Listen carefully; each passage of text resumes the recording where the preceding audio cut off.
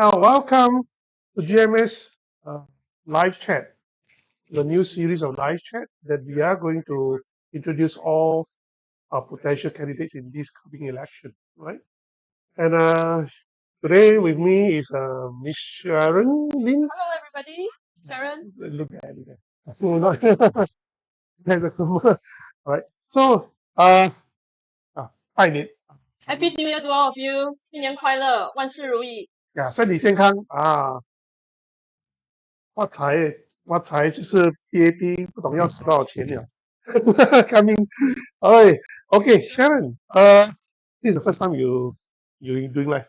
Yes. 干重了 relax 啊，not an issue. Okay.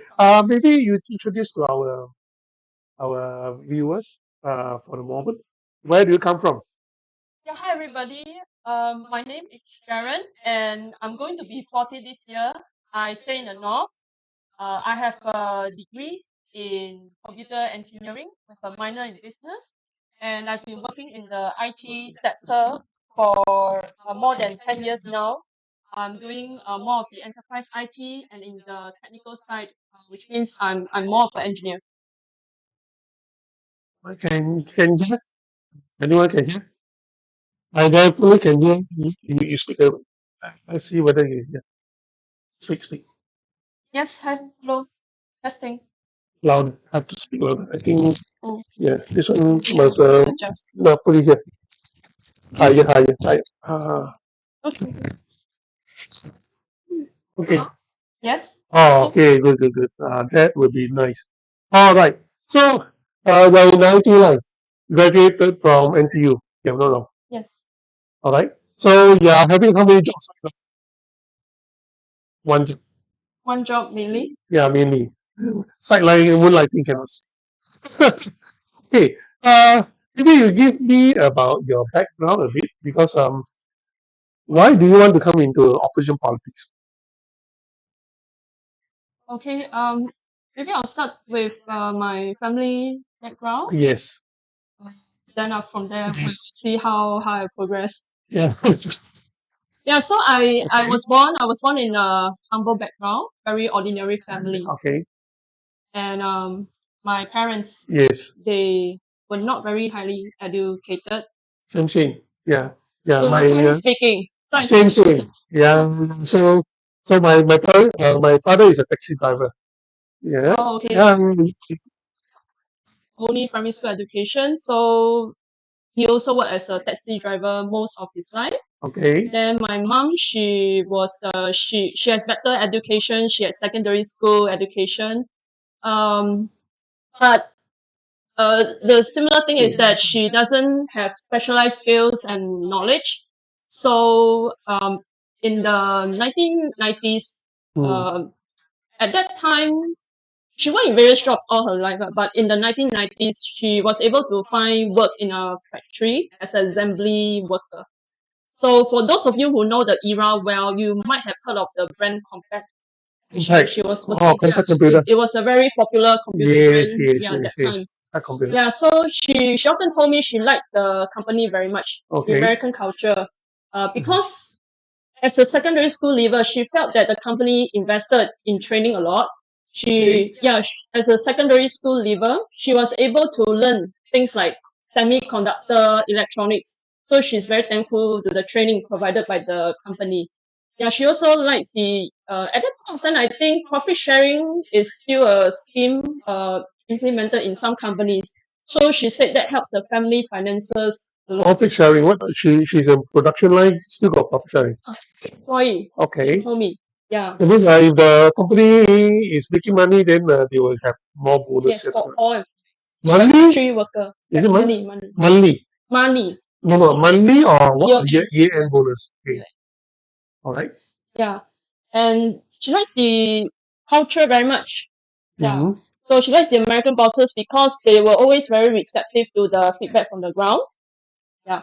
So whenever my mom gives suggestion as to how to maybe arrange the machines so that they can work more productively, Okay. she was very happy that some of her suggestions were taken up and implemented.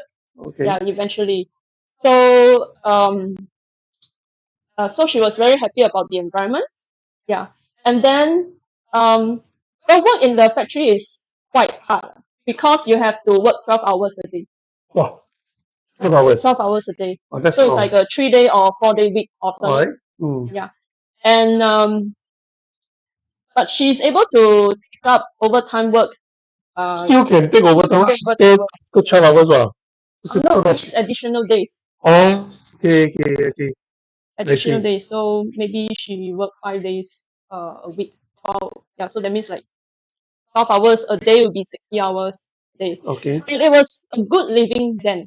Because by working overtime, Okay. she told me that sometimes she's able to earn more than 2,000 per month. Yeah, as a secondary school leaver in the That is 1990s. 1990s or 1980s? 1990s. Okay. Yeah, as a secondary school Okay. leaver with no specialized skills and knowledge, she was able to earn more than 2,000 per month. So Okay, just to give some context. In 1990s, early 1990s, or mid 1990s, when I graduated, the university graduate, fresh grad, we call it, the starting pay is about 2,000, right? Honors is about 2004, right? Starting pay for some is 1,008 to 2,000. So at that time, when you have $2,000, your money is pretty good. So our life really This is a improved. context, right? Yeah. This is a context. Really improved a lot. So it afforded some comforts in our life. Like we were able to afford like an aircon unit in the house. We were able to eat. This is something we take for granted. We were very happy we could finally eat out at McDonald's and KFC's, Okay, these kind of okay, places. okay. We could also afford travels, overseas travels. Yeah, so it provided a very good living for us back then as a factory worker, even for factory workers.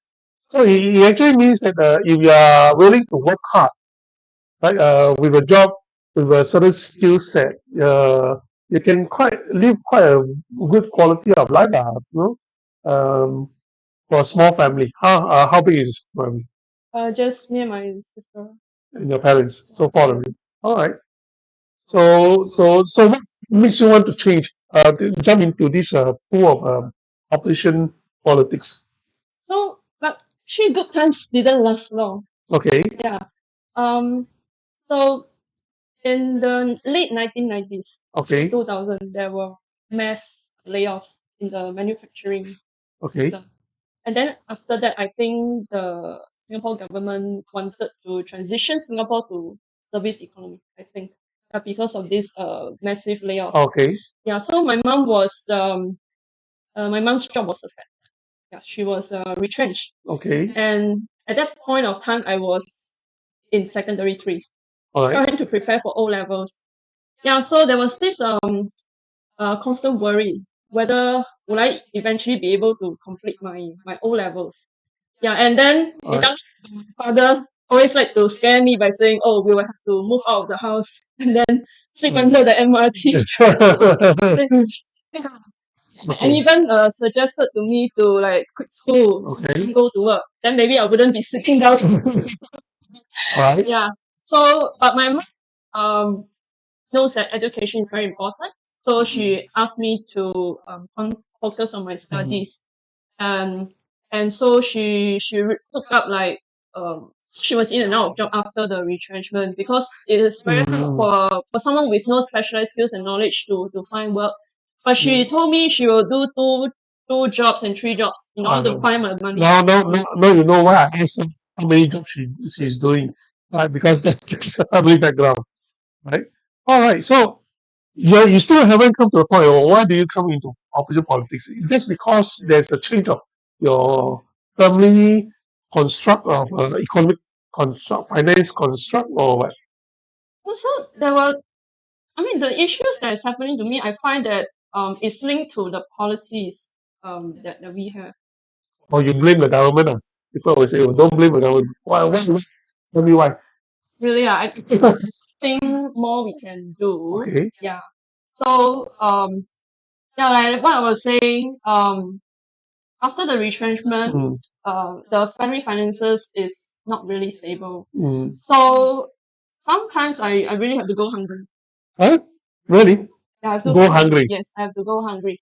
I can still remember. This is something I will never forget in my life. And after a hard day of studies, I actually asked my mom if there was food in the house to eat, and she asked me to go to sleep so that I don't feel hungry. I see. And this problem would have been eliminated by now because we are a rich country. It's the year 2000. Right? That's in the year, Yeah. year Yes, 2000. yes, yes. So, but then, COVID made us realize that we still have quite a considerable number of students who are going hungry in needy families. Okay. Maybe we talk about this. Why you want to put up this? All these are actually prepared uh, by Sharon. Right? She want to talk about this. This is actually, let me see. Ministry of Education have provided 3,300 devices such as tablets and laptops and more than 200 dongles. Right? Blah blah blah. This is in the year 2020. Right? When COVID comes. Yes. Okay. Why specifically you want to talk about this? Why? Because it's the year 2020. And Okay. then Singapore is already a very rich country. Okay. And so it is very surprising that we still have thousands of students in needy families who did not have such smart learning devices for their learning. Alright. So it is very surprising. Surprising to you. Yes. 3,000 only, not many. Singapore is we keep saying that Singapore Wait, is wait, the wait. king of The dongle is actually for internet access. So maybe some of you do not know why it's so-called device and dongles. Dongles is for internet. So it means that these students do not even have internet connection at home. Is that correct? yes. Yes. So you actually felt that something is not right because of this. Yes. All right. So you're actually talking about hungry, right? So actually we have something down here that talk about the hunger. Okay. So this is the one. Right? Because of the father fell into a critical clinical depression. Something like that. Right? Yeah. So what is this story about? Come, you come and talk about it. Again, it's Singapore. We keep saying that Singapore is very small. We have a very small population, and everyone is precious. We are also a very rich country. We keep saying our GDP is always growing. And we have a lot of economic growth.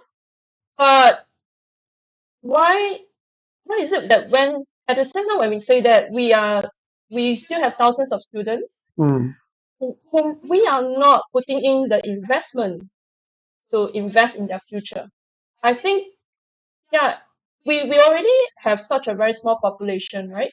So and yet we are not spending, and yet we feel we cannot come up with the resources to cater to the needs of even a few thousands of students. That is something we need to think about. Why is the Ministry of Education not doing much about this? In this news article that you are seeing right now, right, it says that after dinner, okay, it actually says something like this. After dinner, he would go to sleep. There was nothing I could do about it. I slept so that I wouldn't feel any more emotions, right? He is emotional. But that was his only meal of the day. That means no breakfast, no lunch. In the morning, he would go to sleep, go to school with an empty stomach. I think hunger hangs to recess because he have given his $1 school meal voucher to his 8-year-old brother. $1 school meal voucher for 2 students. Why? There are 2 students, how come only $1? That's something that we want to know. Right? He had his own coupon, but it wasn't enough. He was always hungry also. So this is a plight of a student in where is this? only recently, right? This article. Years ago. So you actually felt that is something that you have gone through in life as in the year 2000. Yeah, Then both. this is a year 2002. It is. And it doesn't seem to go away. Is that so? So because of this, you are actually why would you actually think that the government should do more or could do more? Yeah. So we also read about news like the MOE spending 238 million, right, more than 200 million on foreign students who come here and better their studies. And yet, we cannot find the budget to provide maybe free laptops or free meals. And We don't talk about free meals. What kind of meals to eat, for instance? I don't know. So I think that's pathetic. We are the richest country in the world, so-called capital income or household income. That's what the top three at least, and yet we are still no. so we have money for foreign students, but we cannot find money. I I do every day, although I come from a very humble beginning, right? As I said, my father is a taxi driver. We don't even have primary school, huh? Taxi driver. My mother, uneducated so-called, but she read Chinese education before she came here. But at least, at the very least, right, in the 1970s, throughout my schooling years, I'm well fed.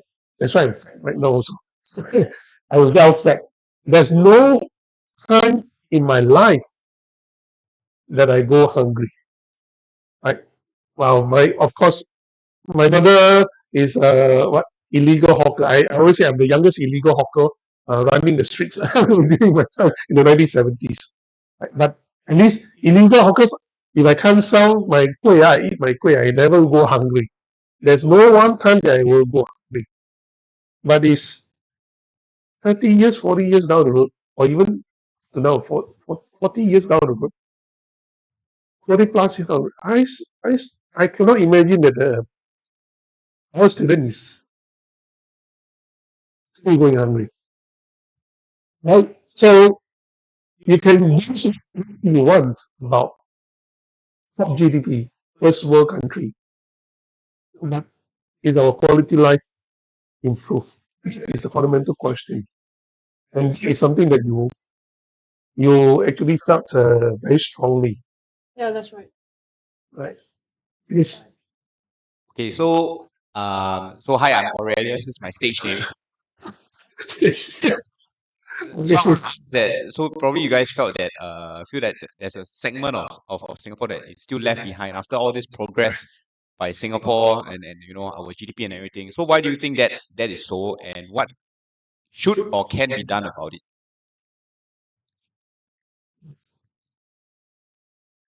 You come into politics because of this, you must have something in mind that you have to improve it, right? Yeah, I think we need to we should be able to set aside a budget, yeah, to provide free internet access and free laptops and meals to ensure that our students are well fed, they can concentrate on their studies, they have the necessary nutrients to grow well. And we are talking about smart nation, and yet we have thousands of students who do not learn how to use all these smart devices. So how are they going to access the vast amount of, and this is the time where they can learn a lot. They can absorb a lot of information, learn a lot of skills, and yet they are denied that resource to them. And yet we as a country, Singapore is such a rich country now, and yet we have the resources. We can actually provide that, since we already have 200 million per year budgeted for foreign students. I believe we can definitely do something about that. So, okay, there are two things that you mentioned. One is you felt that internet access should be free or available to the lower income families, right? Now, during my time, even though my parents are botak chewan, but they are very focused on providing resources for us, 8 of us, brothers and sisters, all together, 8 of us, to have a good education, at least a polytechnic, right? And that is how uh, the formula to get out of poverty. And that is the thinking then.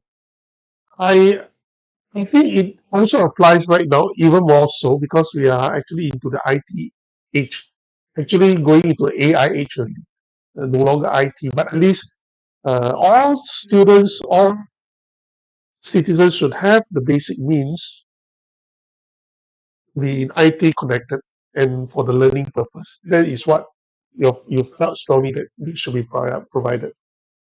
Yes. So are you going to, if you get elected, are you going to provide a bill in Parliament to say that those who are really in the poor uh, family, they should be provided free access Yes. to Can internet? be done. Can be done. But not like, okay, giving vouchers and all that, only for the lower income group is okay, but not everyone. We will talk about it later. Okay. And most important is jobs, right?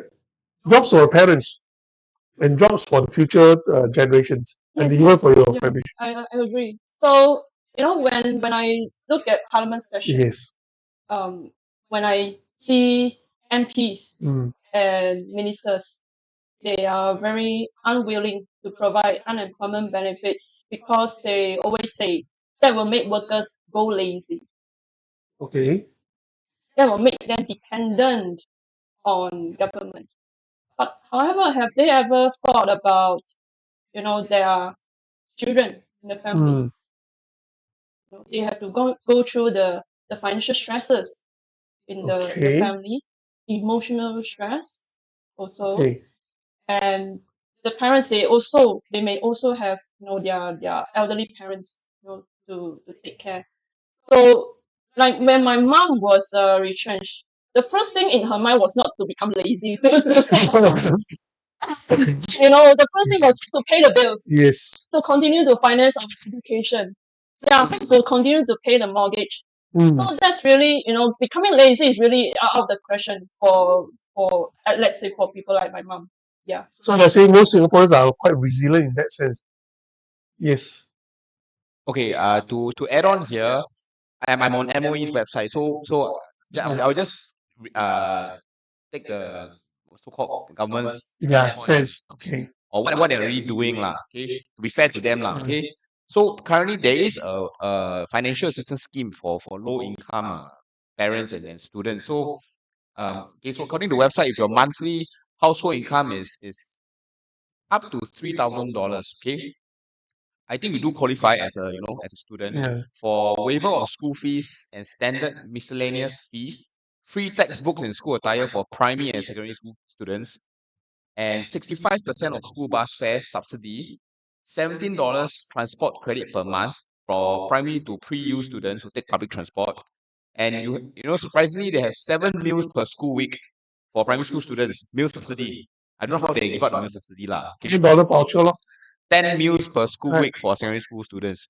So this is the current policy, so to say. So do you think that something that more should be done, or maybe it's not adequate, or maybe there are other circumstances? Because maybe I mean, nobody likes being perceived as there are other social factors as well, right? Nobody likes being perceived as like, oh, my parents got bolui lah, right? So all this I think Yes. affects the education and the way they learn and the way they socialize also in a school. That's my personal point of view.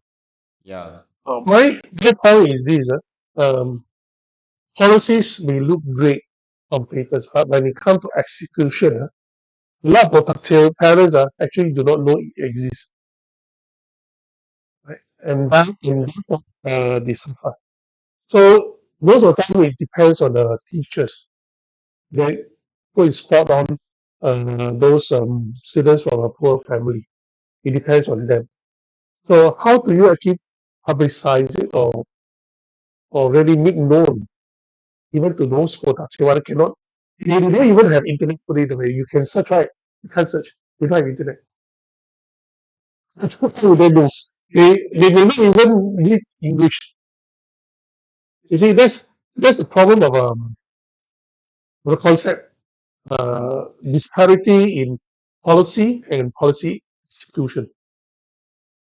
And this government is they are very quiet about all the goodies they can give. Right? Only you come and back, and maybe they will give you some. This is actually shown in those people. For example, if you want to go and apply for social assistance, you know how many forms you need to fill up. You need to get your bank statement, all those documents. But taxiwan, how to do that? It is not easy. So scholars who are there who make policies, yes, you need the checks and balances, but when you do not have social workers who are resilient enough actually to fight for their clients, right, it is very difficult. There are certain, recently there was one case, remember, the legs were actually amputated. And suddenly, okay, people give you money. When the money, too money, they cut off his social welfare. Why should that be so? You mean only people was monetized financial one in digit must be dying already, then you give. But he is permanently disabled. Construct cannot change. Right? And because of this disability, it affects his livelihood. So why should this happen? I can tell you, a lot of people, those who are from suddenly become poor, they want to rent out their flats. They don't dare to rent out. Why? Because once they rent out the room at a certain level, right, they immediately lose their social welfare, right? Because there is a cap. So this is a kind of disparity, a very weird system, right? So this is something that we have to look into, right? Yeah. So okay, when we come to talk about jobs, how do you feel about the jobs? Okay. We talked about jobs last week with Jonathan, right? So I think you also have something to say about jobs. Right? Okay. You say so good. What skill future? All the skill future, all the money. You know, I give you some context of this skill future thing. Okay, it's part of my idea in 2001, 2011, where actually, as I said, when your mother went through a period of we call the economic restructuring. So certain skill set are actually redundant, becomes irrelevant to the new economy, right? So they always talk about upgrade skills, upgrade that, ask people go and take course and all that. Then I said, why didn't the government do something about it, providing the funds for people to do upgrading of a skill set? And they started this. When they started this, a lot of irrelevant skills becomes included in the skill future scheme, right?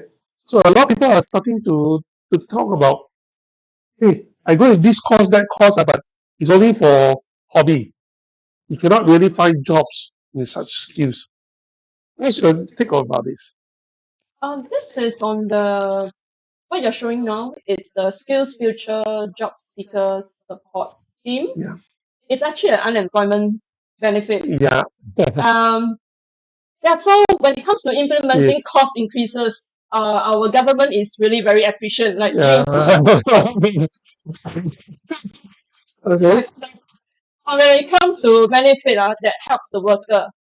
Remember I said, right, in the late 1990s, Yeah. McDonald was retrenched. Yeah. So only in last year, Okay. we finally have unemployment benefits. Yes. Think about this for donkey years and they refuse and refuse. Yes. Right. Are constrained.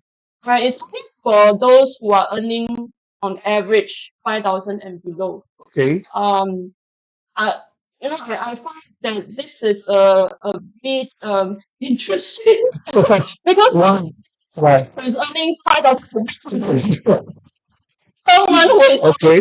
5,000. Okay. So I think there's still room for improvement. I would definitely want this to be the scope of people who is eligible for this to be expanded. Yeah. So, but still, it's a good start. It's a very good start. Yeah, I think we can continue to enhance this policy. We finally But you cannot blame PAP of not helping Singaporeans for jobs. You see, the PAP plata, they put up this securing jobs for Singaporeans, right? concerned about the Skills Future Job Seeker Scheme because of what you just shared. Yeah. I'm concerned about the process of applying for this also. How would it be like? It's going to start April 2025 this year. So I just hope if there are people who are applying for this, they can come forward and share their experience. I hope it will be a terrible experience for them that actually deters them from going to apply for the benefits that they deserve.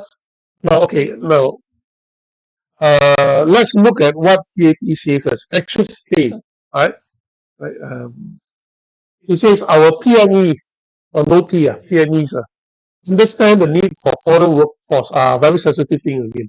FT policies to complement the local workforce. They do not advocate for the closing of borders to foreigners, but they want action taken against employers who are recalcitrant or in their hiring policies to protect our locals from discrimination. Okay, what do you think about that? Graduation, right? I was just like many Singaporeans who are just concentrating on working, gaining skills and experience so that we can find better, higher paying jobs. So it was mainly just that until I think about 7 to 8 years ago, I was going through a job interview with a prospective employer. And during the interview, I was asked whether could I lower my salary by another 100 to 200. Okay, why? Research. I know that the amount that I wanted was a reasonable amount, and even my colleagues, my friends also said I was asking too low already. So I know I insisted not to. I was prepared to lose the opportunity. Actually, Okay. surprisingly, they accepted me. They offered me it's a contract position, yearly renewable, and after I joined the company, I found that I was working with mostly foreign IT professionals. So just a fleeting thought when I started my job on the first day was that could it be because you hire so many foreign you think I can lower my salary? Yeah, but it was just a fleeting thought lah.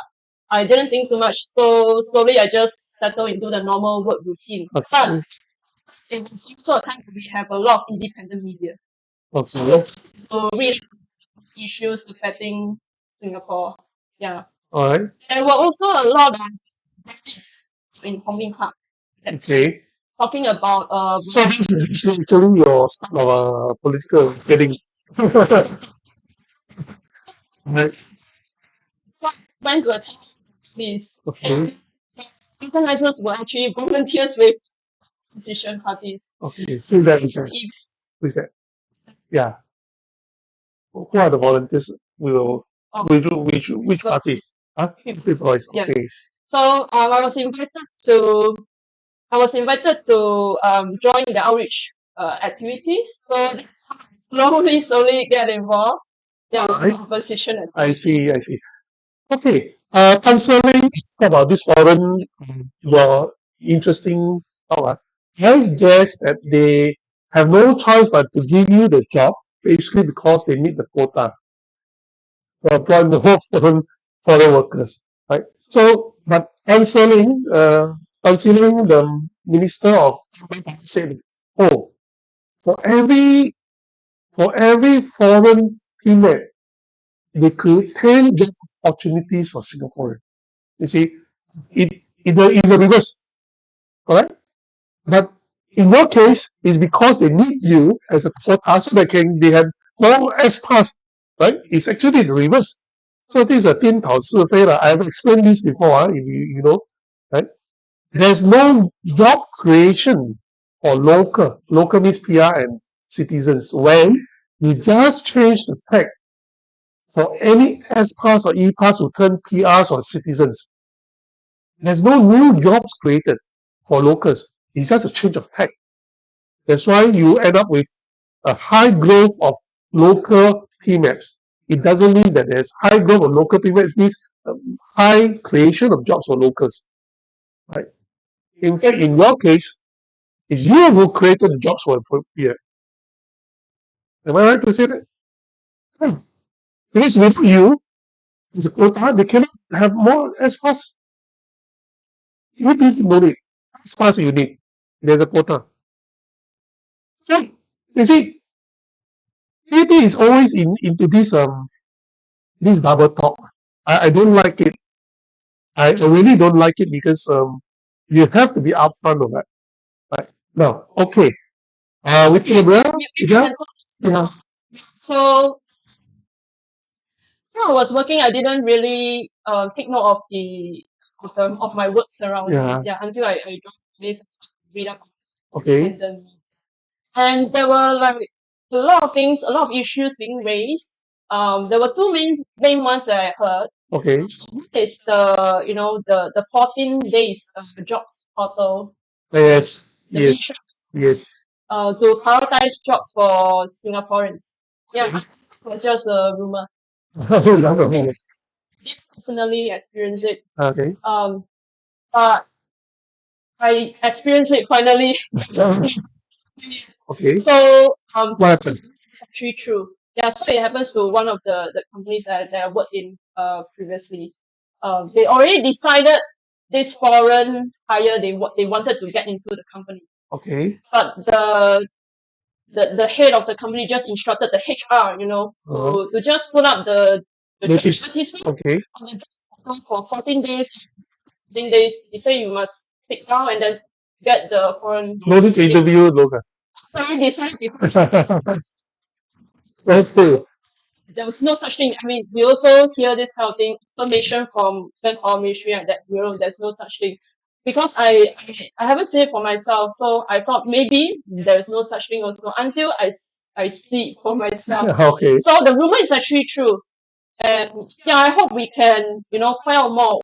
To what extent, is this true? How serious it is? So actually not forced. So maybe we need a organization, ombudsman organization or any TOC, open up a complaint channel. Any Singaporeans in their companies who face the same situation, right? This one we can so already decided, but just put up for show. Just write in. Then we collect and see how prevalent this practice have been going on in the MNCs especially.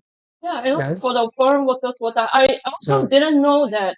I also thought it was just people spreading things, the rumor. Yeah. But again, I experienced it for myself. Okay.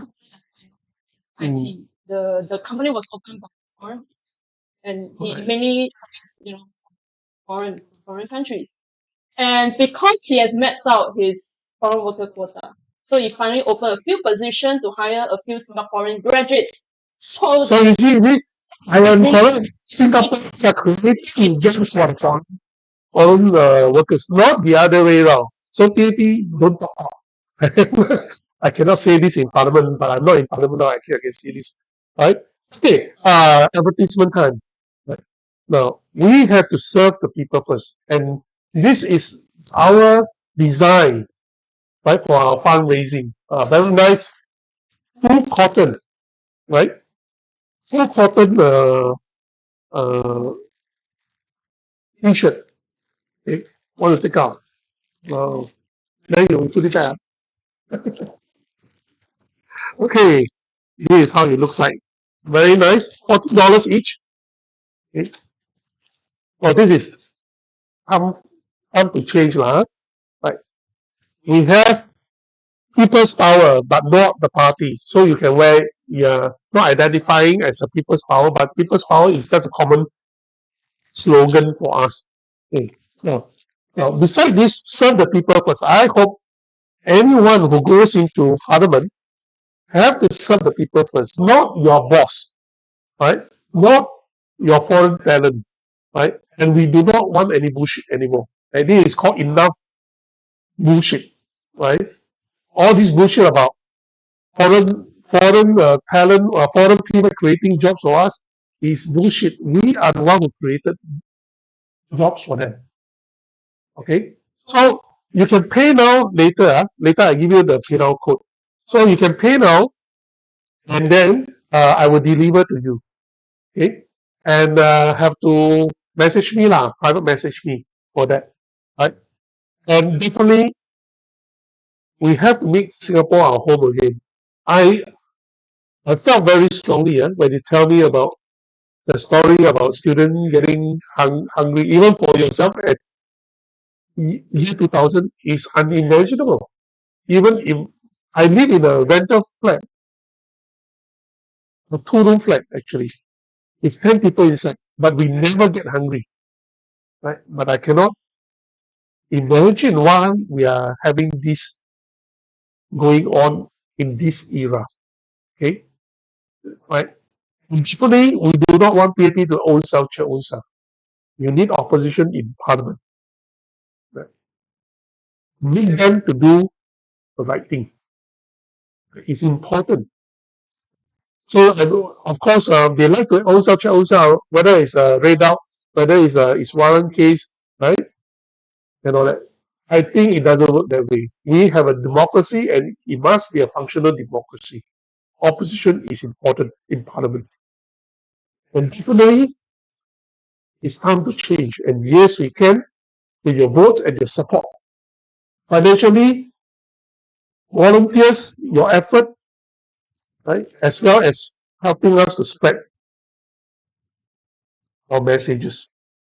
Last but not least, power to the people. These are all the designs that we have, right, for our fundraising. Okay, now let's go on. Enough of Wipoyo already. Okay, another issue that you have in mind is actually very close to your heart. I understand. It's about retiree. As for retirees, in our outreach program and in previous outreach activities that I joined, I had a chance to interact with many retirees, the elderlies. Okay, let's see what Andrajun is no longer there, but there is a very classic. We can reflect. I always remember what he says. Okay. Minister, he said that elderlies pick up is just for exercising. Well, we cannot dismiss that because there are people, there are elderlies who work, right, because they are bored. Yeah. Yes. Yes. I was on a just a few years ago, and there was this elderly woman who said she's going to retire soon. She's 60 something. But she said she would be bored if she doesn't work. Definitely. So she said she'll just take a long break, and after that she'll go back to work. So good for her. There will be people like her who are in a better position. But in my outreach activities, we also have a considerable number of elderly who genuinely need so much cost of living. Okay, before we go in, this is an interesting, I'm 55 years old this year, but they are giving February. My birthday is not here yet, so I don't have this. But this is 850,000 older Singaporeans to get up to $300 in February as part of assurance package bonus, right? And you know what? There are reasons for this. Of course, my votes are right. Definitely my votes on that because I want to say people at my age. Why they say 55? Because they know that my age is the last batch of baby boomers. They want the votes, but don't be fooled by them, right? It is not going to work. I'll tell you why. Or maybe you tell them why. Why this so? Okay. Let's have a video from a retiree perspective. In a way, they have to help I think the pioneers better. Yeah, because then salary was low. CPF contribution there is also little. So as you age and then you retire and so forth, your CPF won't be much in terms of payout. Now, this is the thing that he's talking about. Right? Yeah. Imagine, can you survive with a $600 or $700 when you reach this? Can you imagine that? Or at this moment, right?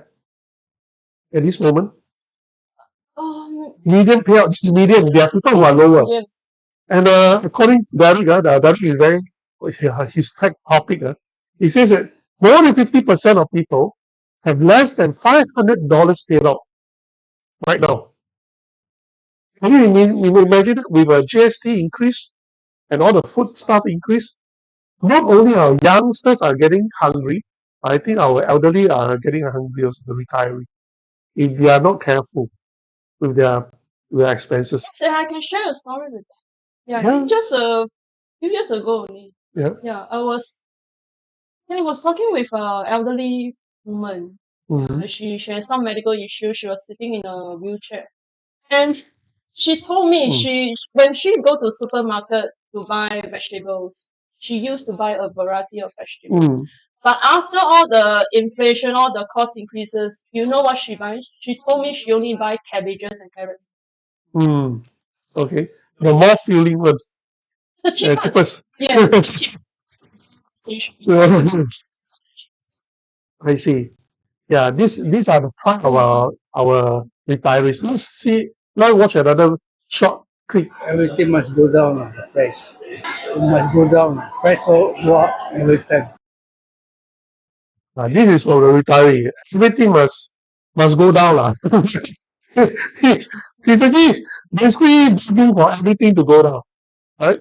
And this as I said, people like you who are still working, inflation still bites, but not that into your bones yet lah. Because you still got a job, you still have income. For retiree, I think they are in a very bad state. No, I think the government should support this because for the old people, even if you go McDonald work, old people will get how much?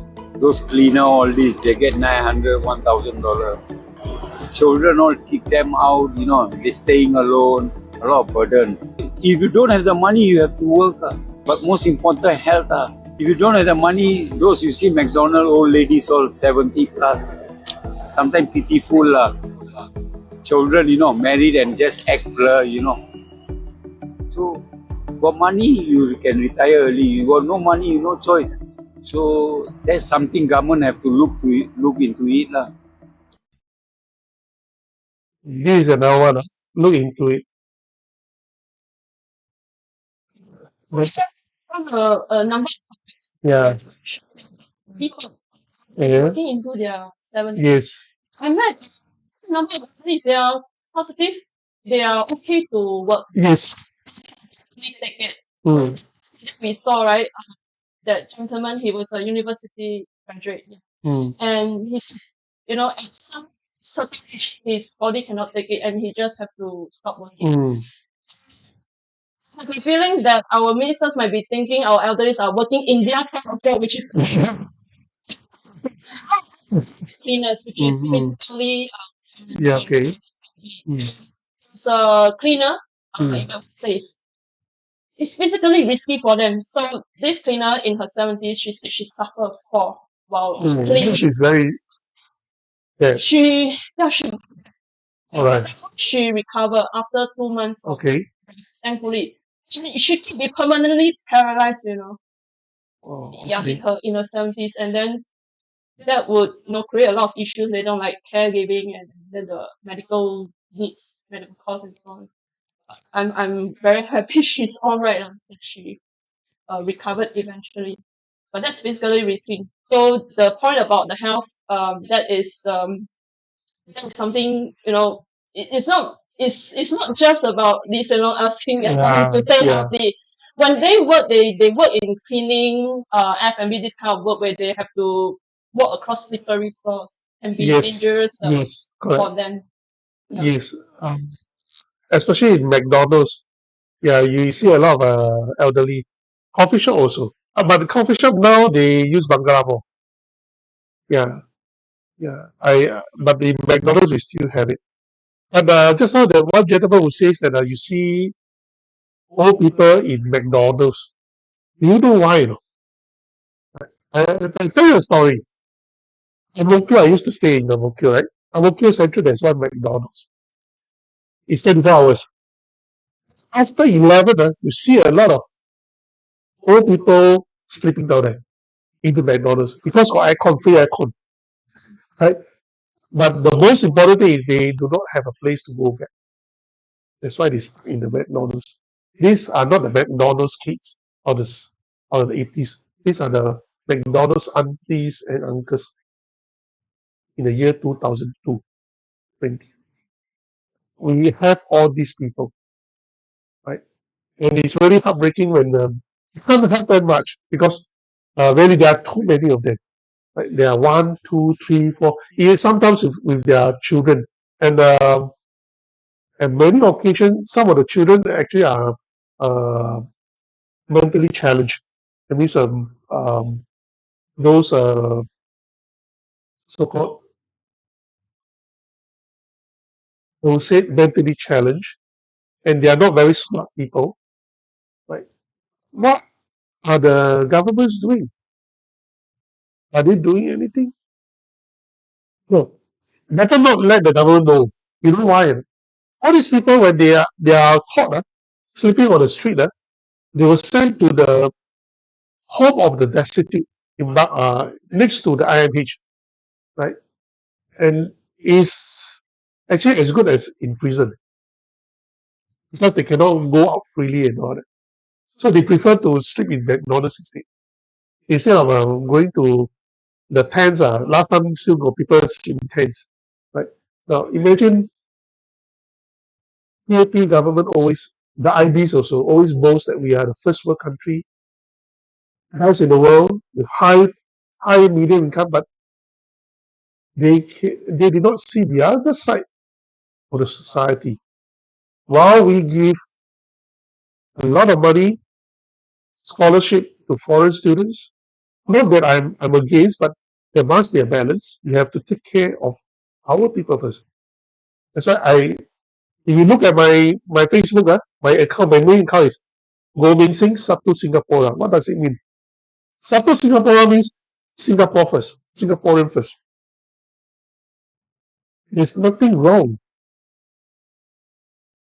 Be biased against others, but in favor of your own people. Because we are Singapore. If you are a politician and you are not talking about taking Singaporean first, but still talking about foreigners create jobs for us instead of we are the one who created jobs, the quota for them. I think that is bullshit. Really bullshit. That's why our bullshit t-shirt is the best selling, So CNY outreach, right? I was talking with an elderly Yeah, in his 70s, yeah. and he's working as a driver. And you know what? Only our youngsters and our middle-aged professionals need to compete with foreign counterparts. Yeah. He, in his 70s, he told me he had to compete with jobs with unskilled foreign worker driver that the country is hiring. Okay. Okay. Yeah.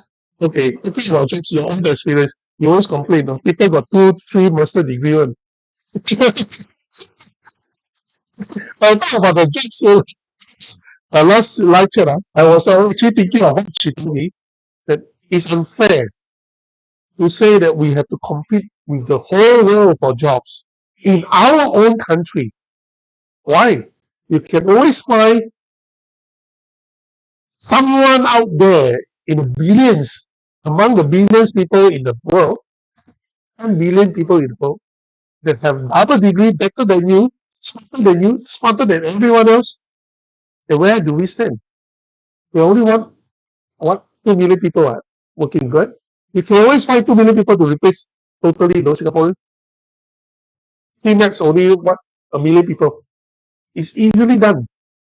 So it is totally unfair to say that we have to compete jobs with the whole world in our place, not other people's place. It's utter rubbish, right? But one last video, right? One last video. Important issue is as long you have vouchers, GST, all this, every 2 months, 3 months we get this, we are happy because retired. Okay. This gentleman, the first cut is very good. The last cut I don't like. Why? More vouchers. It start to actually makes me think what we need are good jobs for people like Sharon, or young graduates, fresh graduate, to have the opportunity to grow in the management. And stop those management that says that, oh, we already decided to employ some FT from their village, right? Just do show to put job ads like that. I think is unfair. That's a real unfair thing to do. Right? Do you think that you're fed up with this when you get old? Always thinking of having more vouchers. 18 February, he's going to give more vouchers. Right? I'm sure you throw more vouchers at you. I would prefer a more permanent support structure. More permanent support. More targeted. Targeted at our children from families that are poor, right, or dysfunctional, and more structured towards the elderly. Imagine you are getting less than $500. Half of them are getting $500, some $300 per month. How to survive? The CPF system is broken because of HDB. That's for another day. Anyway, thank you, Sharon. Right? So, what else do you want to add? Anything? Or you want any question from them? Okay. Any question? I'll give you 2 minutes. Right? Anything you want to know more about Sharon?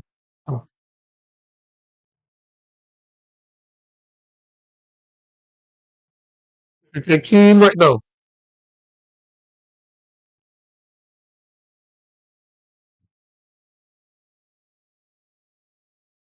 Okay. No, huh? Someone asked, are those foreign degrees verified? We your experience.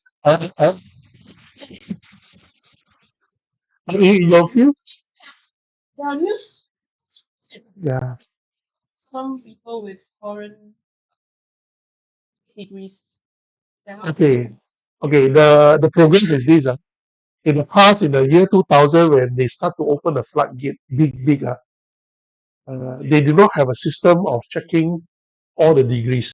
So there are a lot of people from degree mills.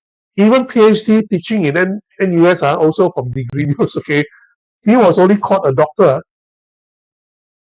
who worked here in NUS, giving lectures and all that, who progressed to US, right, to do research and all that, all bullshit. And he was caught by the university in the US, which found out that he has a bullshit degree. He has only a master, not a PhD. But he has been teaching our students in the US, right, for a couple of years. There is no system to check back then. So what happened was, if I remember correctly, and MOM came up with a system. You have a certain agents to do due diligence of all these degrees from other countries, of the third world countries, right? At one point of time, even the government, the civil service, the state board, I think is there's an Infocom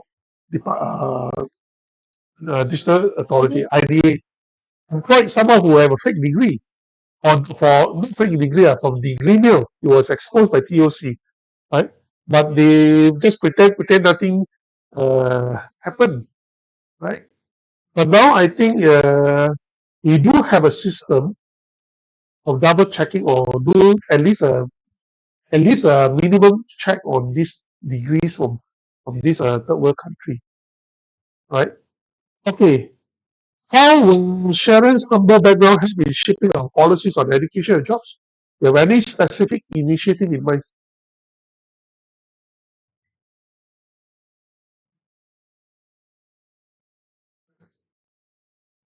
It means, what do you have in mind? Which policy you want to change or create the current policies so that with your experience from the humble background that it will help Singaporeans? For jobs wise, I haven't had anything in mind, specific in mind yet. Yeah.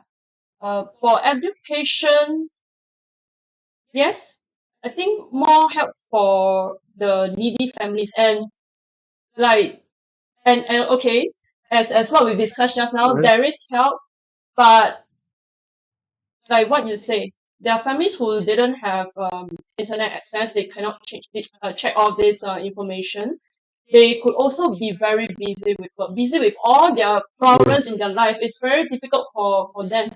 So another thing that we can do is, in schools there should be constant, very open communication on this kind of thing. Yeah, I do remember when I was in school, there was ever a time when teacher talk about there's financial assistance to students. I Okay. never remember such a time. So your point about communication, Okay. about what are the existing assistance available, that is very, very important. Yeah, and second thing, I think it's more for like our move to become a smart nation, to become a highly skilled workforce. That one, okay. So when during my time, right, the education was very simple. Mm. Yeah, we just have to get good grades in order Yes. to go to a good secondary school. But right now it's more complex because we have the DSA system, the direct school admission, and we are now starting to see more and more parents, they are voicing out that if they are not from a family with more financial resources, they may be disadvantaged because they cannot afford to hire coaches in specific areas like sports or arts to coach their to coach their children in order to go into the top schools in Singapore. So that means our needy students, right, they will definitely be disadvantaged. Yeah, so one thing I had in mind is, we need to, our education must not be such that parents with more financial resources, they can afford all these extra tuition, extra enrichment, and then you base on those skills that's learned outside of school, and then you admit students based on what they learn outside. I believe we already have the system in place with CCA. Why can't we, use the CCA and put in some skills competency level there, and we assess students based on the skills they learn, in their CCA, rather than based on what they learn outside of school, based on their parents' Okay. financial resources. So Yeah. that's something I have in mind. You're going to make cotton chan more white hair. But we will talk about this education in our next live chat. I actually have something in mind. Go ahead. Any question? Oh, not a question, but a comment. This Aurelis again. We're back. Right? But tough question for Gomeng Singh. Okay. Yes. In my opinion, I think one of the root problems. We discuss, right? We always have this policy and execution of policy. But I think Gomeng Singh has also said. I think he reads this guy's blog called Patrick Lowe. He mentioned one of the problems in Singapore is a social cultural gap. Yes. So when it comes to this education issue, as Gomeng Singh has pointed out, there's a lot of dysfunction in lower income families. So from my point of view, it could be, even if you have all the policy you want, all the counselors and there, but sometimes they are paiseh to talk, paiseh to reach out also because of a social and cultural issue. Because I think Singapore, we progress to the point that maybe even neighborhood schools, some families are very well off. Then they come in, then it's like then as a child and as a teenager, you don't want to paiseh ma, right? You don't want to like walao, everybody wear the nice clothes, but I must ask teacher for money. Sibei paiseh leh. So this is, I feel, is a social cultural gap that is not addressed. And one of the actually is I think it's a first principle issue, because I feel that our government already do a lot of the policy already. Right, I just cited the MOE website. We have all the policies, we have new subsidies and all the good things. Maybe you all feel it's not enough, but It is not enough. I will tell you what is the first principle issue here. Social workers. Do we have enough social workers to deal with the situation? And what is the perspective of social workers? Are they there to just to do means testing, to try to screen out people, prevent people to cheat the state, the mindset? Not that I'm saying that there is no people who will cheat the state, but I think it's minority because most Singaporeans are very resilient, right? But are they there to help or to help the government prevent people to cheat? This is actually a mindset difference. In Hong Kong, for example, there are a lot of social workers. They are not very well paid, but their job is actually to go and understand the client's needs all rounded and try to help them to apply for as many grants as possible to help them to get on their feet. Is our social workers good? This is another topic that not many people talk about, right? Their mindset, what is their mindset when they go into social worker? They do social work. For example, just now talking about this education scheme and all that. Do we have social worker in schools? Have you seen any? No. well, even if there is Counselors, but they're not social workers. in my experience, I mean, maybe I was a bit rebellious or So you will see, sorry. but I don't want to reach out to, if I was, I want to be tough, especially maybe for male, I Yes. want to be tough. So it's actually more of a, it's a cultural issue. It's a cultural issue. The social worker will do this. They will befriend you first. They spend a lot of time doing befriending services. Then from there, they will understand whether you are genuinely in need of help. Then they will propose all the scheme. But our social workers are going through the motion. Well, I don't know. Going through the rules only. Just follow the rules. This is something is bigger than what we are going to talk today. Right? We have counselors, but we do not have social workers. Right? In our schools. Right? Another problem of this disparity, we call the wealth divide in education, is beside the point of how much resources a family can give to the student. I come from humble family, but I'm blessed. Right? I'm blessed. I'm gifted with certain faculties. From a donkey, my teacher, my primary school teacher always say, "You are the donkey school." Right? For donkey school, I jumped to SAP school. I nearly got into a RI, but I applied for both, but I jumped into SAP school. Right? And I went to good JC, Hwa Chong JC. Now, if my daughter Sharon is born here and want to go to school, right, share the advantage. Why? She can go to Hwa Chong with the points deducted. Right? From one perspective, they will say that because it's alumni, it's good to have your family children to follow your footsteps to the same school. So they give discount advantage to students. But to me, what we are supposed to be a meritocracy system. You will have a situation in long run, right? That these schools, those are very humble schools back then. Hwa Chong was not the top back then in the late 70s. It's only in the 80s that you start to go. You start to have this school boys club or school girls club, alumni club that actually grows out. Then you have a segment of a population, the top brains, will always stuck at the class system. You will form a class system. Is that good for us? So I cannot imagine those who are from the humble background right now at this age can get into this school. It's very difficult. Why?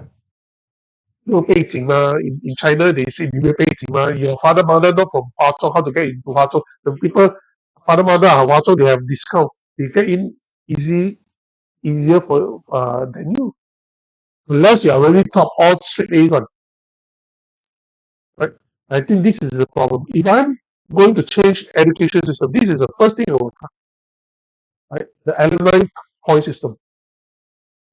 Anyway, we are getting late now. Thank you, Sharon, for joining me. Thank you. Right? I hope to see you again. Right? With more inputs, go and do some research about education. I think education and jobs policy, employment policy will be your strength. And maybe the social, this is something very niche. The NYSC, the social work perspective of our structures, how we can revamp it. Right? Thank you. Right? Thank you for watching. Right? Everybody.